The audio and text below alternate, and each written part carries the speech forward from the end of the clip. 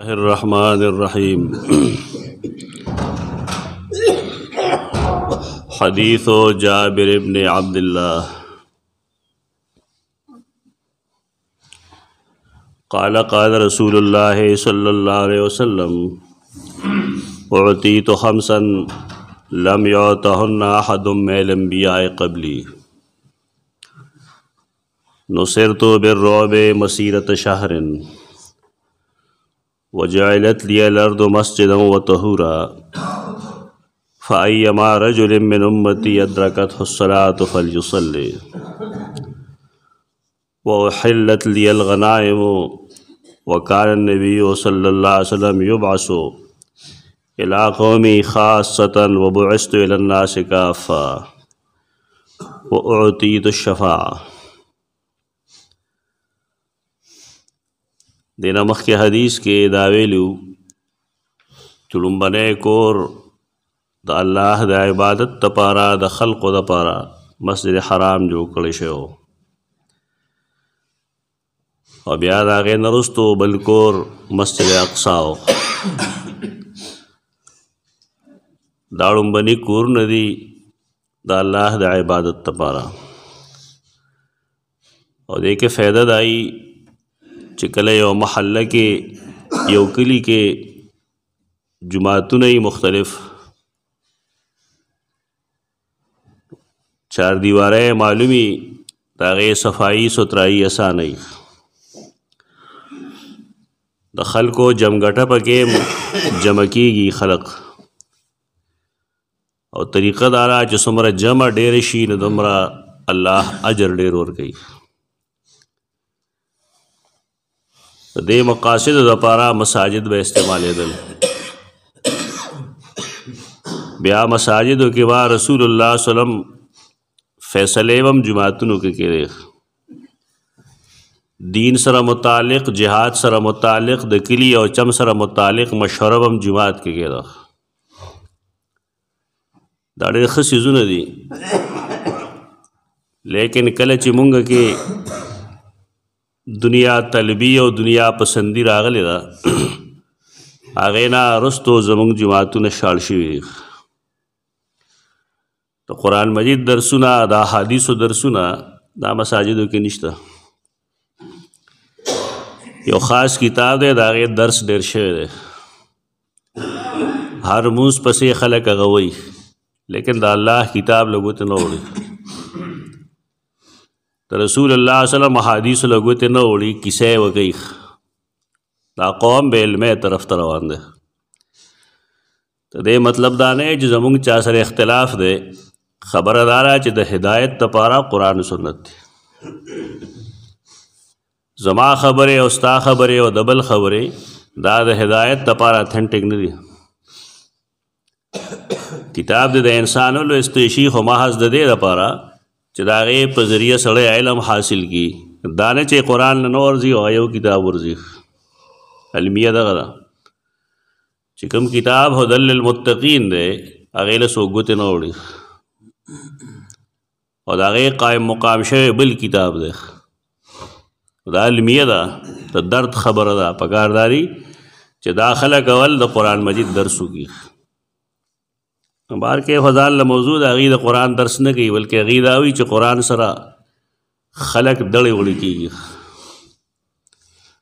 आगे वजह मुँग खोले च कुरान मुँग न मुतालबा कही कर कुरान मुँग तो शिरक मकवे बेदात मकवे बदकारे मकवे गला मकवे सूद मकवे और दा टोल मुँग के मौजूद दी तो मुँग वसंग दाउरू खबर अदा दा बुनियादी कुरान मुतालबा कही चौसड़े दसर न तरखपो पर पखपल पशिर के मुब्तला रहे प बिदातों के मुब्तला रहे प कबायर और सगायर के मुब्तला रहे कुरान तकी नहीं कीनिया पदे न चाह तखपल ज़मीर मलामत गई बार केफ जुमातुनो रोल दा प मसाज प इस्लामी माशरे के ढेर ज़बरदस्त हो वो समझे हुकाश च खलक दे तरफ तवज्जो की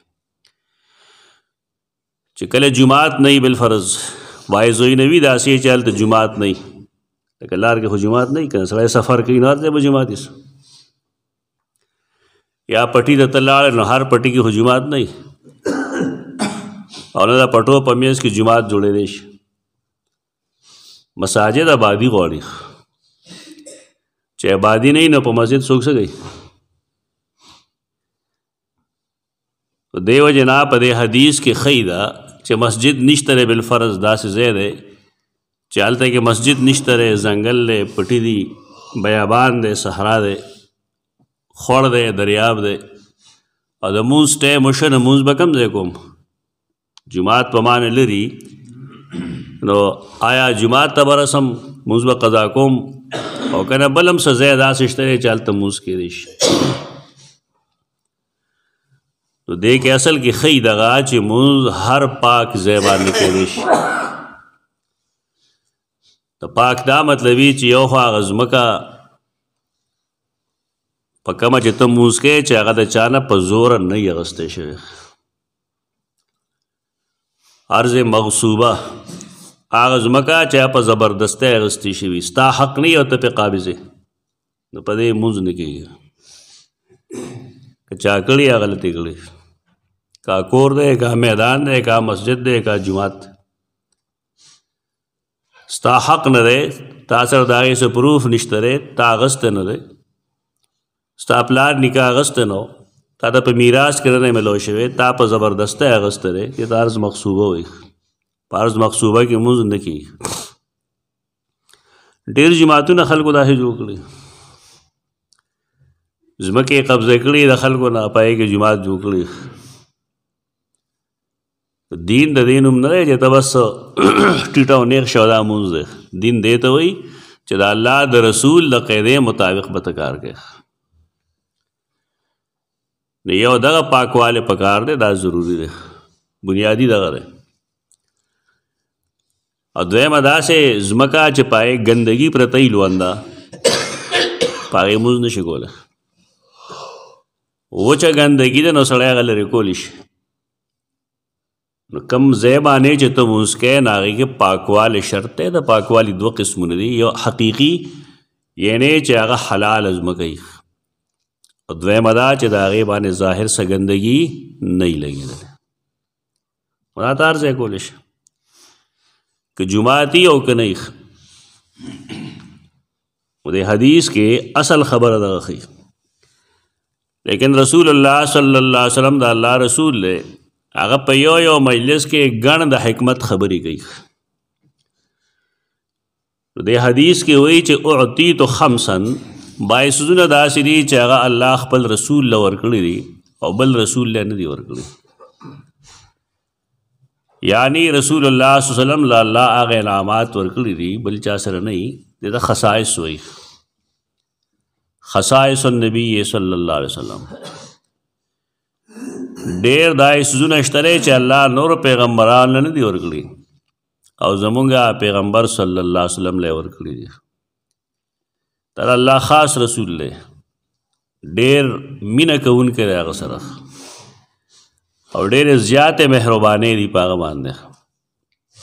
دا هم زموږ دپاره د شرافت او د عزت خبره ده چې الله مونږ د داسې نبي امت کې پیدا کړي. خو دا سوچ هغه څوک کولی شي چې هغه پیغمبر هم پېژني او پیغمبر سره په مینه کول هم پوهېږي. یو داسې کپری چې هغه مینه پېژني نه رسره، په دې څیزونو نه خبرېږي، پوهېږي به هم نه.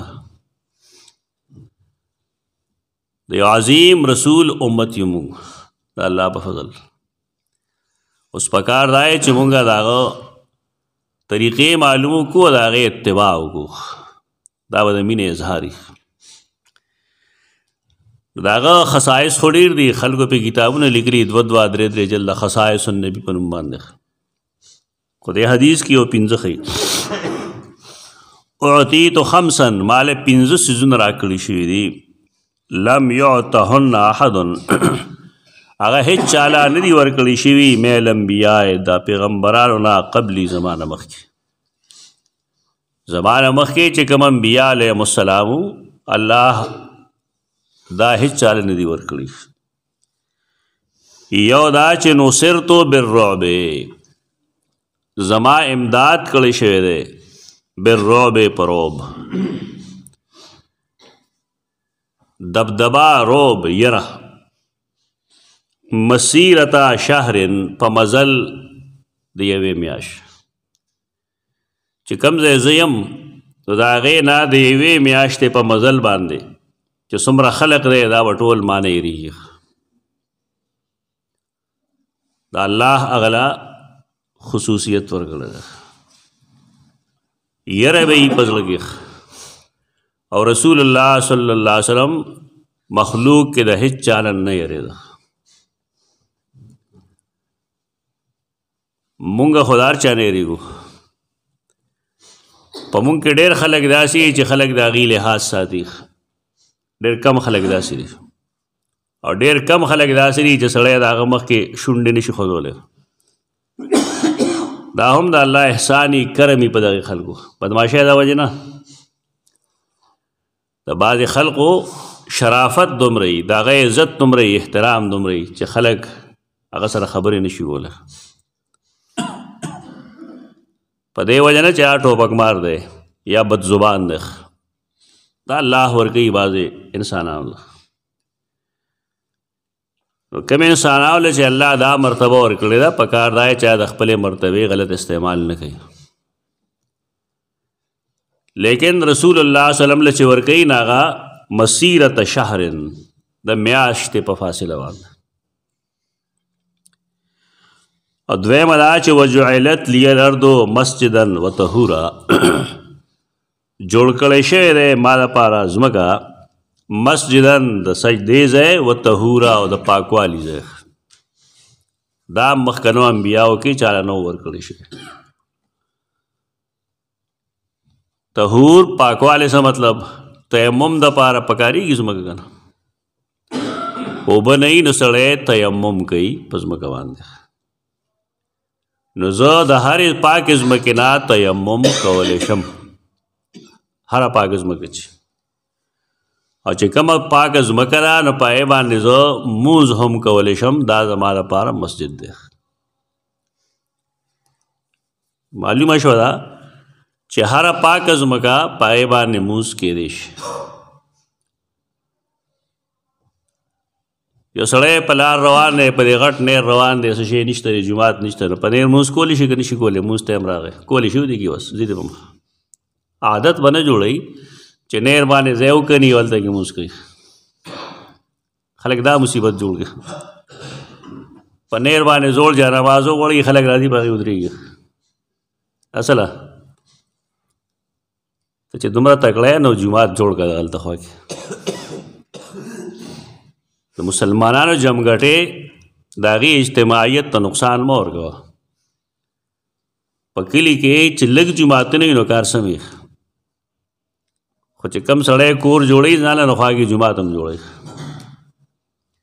موږ د جومات مخالف نه یو د مسلمانانو د جمګټې کمولو مخالف او بانې کوي خلک دا نن چې څومره جوماتونه جوړ شوي دي دا ټول خلک به دې جومات ته یا غلوي جومات ته راتلل که به نه راتلل موږ ته یاد نه دي څه دا بانې دي هسې د ډیوټۍ لپاره سهار وختي پېښور ته وتی شي لیکن مسجد جامع مسجد ته نه ځي بس هر چا کور خوا خوا کې جومات جوړ کړی د هغې فایدې خو شته دی هغه دا چې بوډاګان جومات ته لاړ شي خو بوډاګان هم لمونځ نه کوي او ځوانان هم لمونځ نه کوي بس جوماتونه شاړي هر جومات کې یا یو کس یا دوه کس دا نقایص دي دی دا ٹھیک ده جماعت د الله کور دی که ضرورت یې و بیا ټیک ده زمونږ په دې علاقه کې په دې ملک کې خاص کر دې خیبر پختونخوا کې یو تحریک چلېدلی هغې ته یې د مانکي خیلو تحریک وی دا یې خلکو عجیب عادتونو اوس هم شاید بعضې ځایونو کې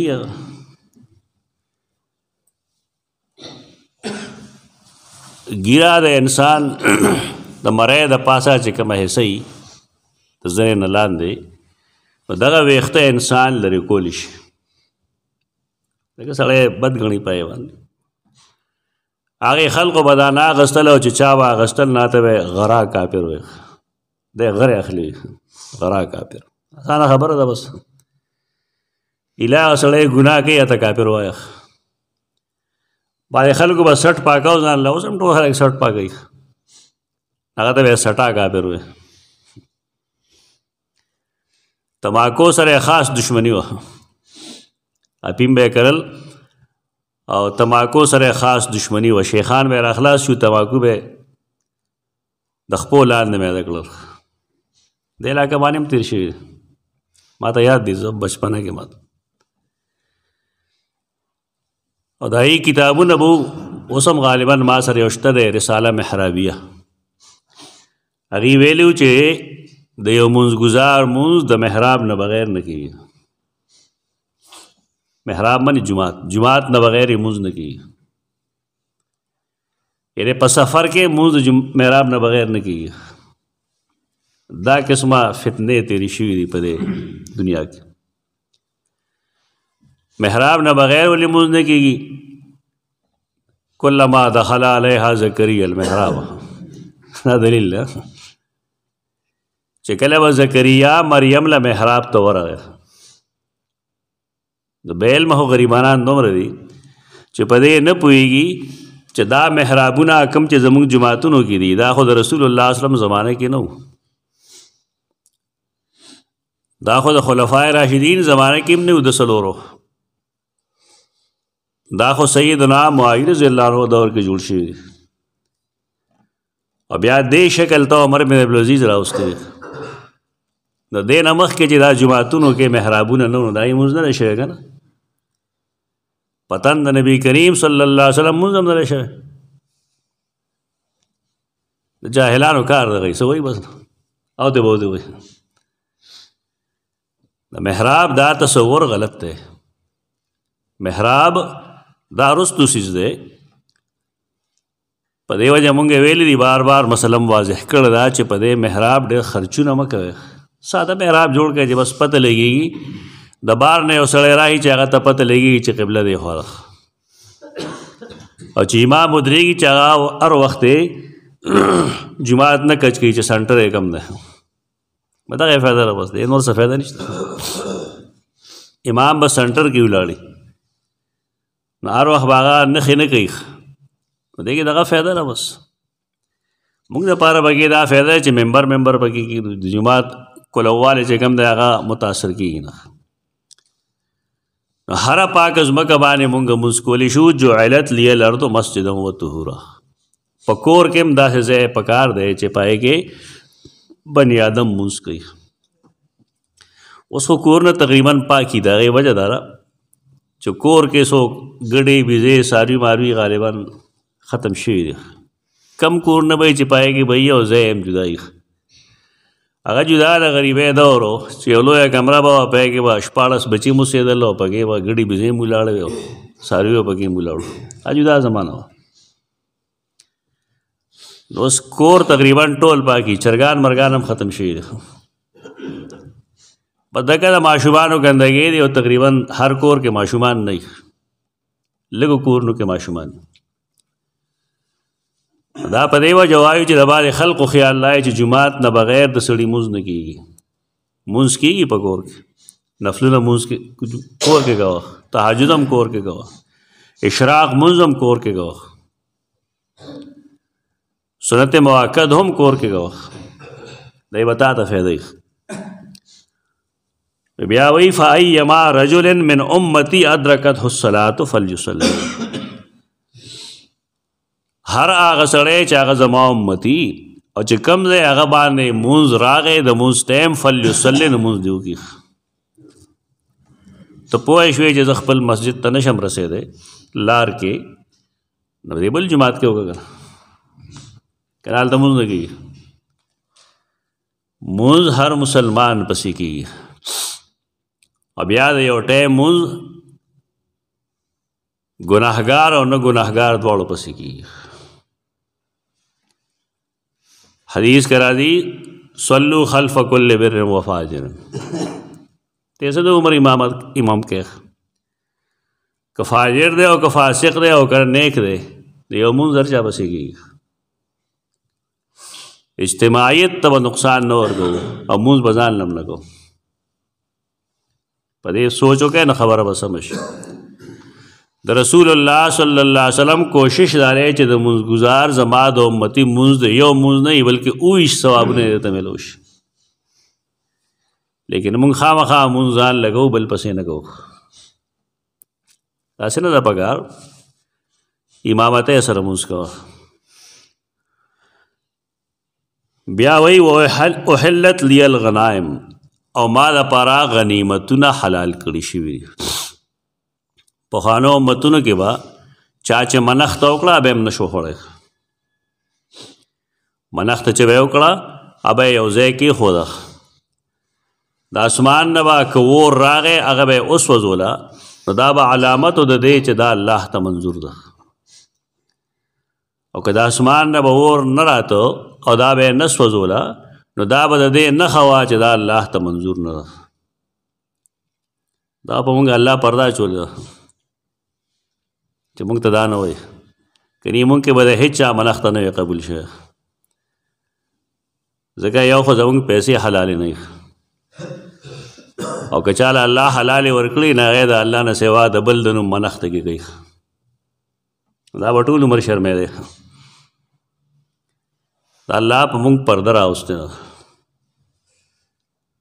چې د منښتو سوځول دارنګې د غنیمت سوځول. غنیمت هغه مال دی چې د غیر مسلمو نه د جهاد په دوران کې حاصل کړی شي. د جهاد په دوران کې حاصل کړی شي دا غنیمت. مخکنو امتونو به دا نشو خوړی او زمونږ دپاره دا جایز دی. هغې دپاره شرعي ضابطه ده چې کوم سړی سور دی سور سړی نو هغه دپاره 2 برخې دي او کوم چې پیدل دی هغه دپاره یو ده. دی اصول باندې به رسول الله صلی الله علیه وسلم د غنیمت مال تقسیمو. دا حلالو مخکنو امتونو دپاره دا حرامو جایز نه و.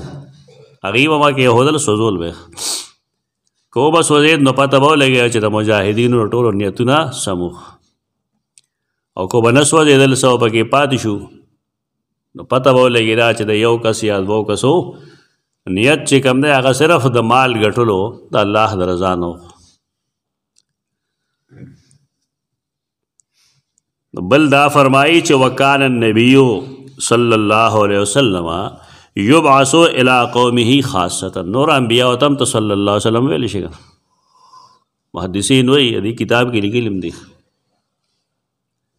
دا نه چې دا زموږ د پیغمبر خصوصیت بل نبی ته علیه السلام ویلی شي او صلی الله علیه وسلم ورته ویلی شي. او مخکنه هر یو نبی به لېږلی شي خپل قوم ته یوازې. وبعثت الى الناس کافه او زه ټولو خلقو ته لېږلی شوی یم. یعنې مخکنی پیغمبر به خپل قوم دپاره خاص. زمونږ د نبی قوم اخو عرب دی او خاص کر قریش دی لیکن د هغه نبوت عام دی رحتی دنیا تک د ټولې دنیا لپاره رسول الله صلی الله علیه وسلم نبی دی. په دې وجه ټولو لا په هغې ایمان ساتل او د هغه اتباع کول لازم دي. دا خصوصیت شه د نبي د خصوصیاتو چې سړی وګوري او ځان ته وګوري چې مونږ کې هوښیار خلک څومره دی. مونږ کې پوهه خلک څومره دی چې هغوی ته د خپل نبي حیثیت معلوم شي او د نبي په مقابله کې ټوله دنیا وغورځوي. زمونږ خلک دنیا نه غورځوي. نبی غورځوي د هغه کار غورځوي لیکن دنیا به رضا کوي. دې د سیوا د بدقسمتۍ نه سړی بل څه نشي ویلی. دا ناداني ده. او بل لا چې واعطیت الشفاعة مال سفارش راکړی شوی دی. شفاعت کبرا ورته وایي. د قیامت په ورځ باندې قرآن مجید فرمایلی دی عسى ان یبعثک ربک مقاما محمودا. زر دا چې الله به تا مقام محمود ته ورسوي هلته به دې ودروي. نو مقام محمود څه شی دی؟ احادیث کې راځي چې کله جنتیان جنت ته لاړ شي او جهنمیان جهنم ته لاړ شي. 3 د هغې مراتب دي. نو آخري مرتبه بیا دغه ده چې ما ته به وویلی شي چې جهنم نه خپل امتیان راوباسه. زو شفاعت کو هم دې ته مقام محمود وي، شفاعت کبرا. رسول الله صلی الله علیه وسلم بعد خپل امتیانو شفاعت کوي. اور لږ بل حیثیت سره سوچو گئے حدیث کرا دی چې الله هر نبی له یو دعوت مستجاب ورکړی دی. یعنی هر نبی ته ویلی دی چې زمانہ سوالونه وکړه، خو یو سوال به ستا داسې چې به زه خامخا قبلوم، پوره کوم به.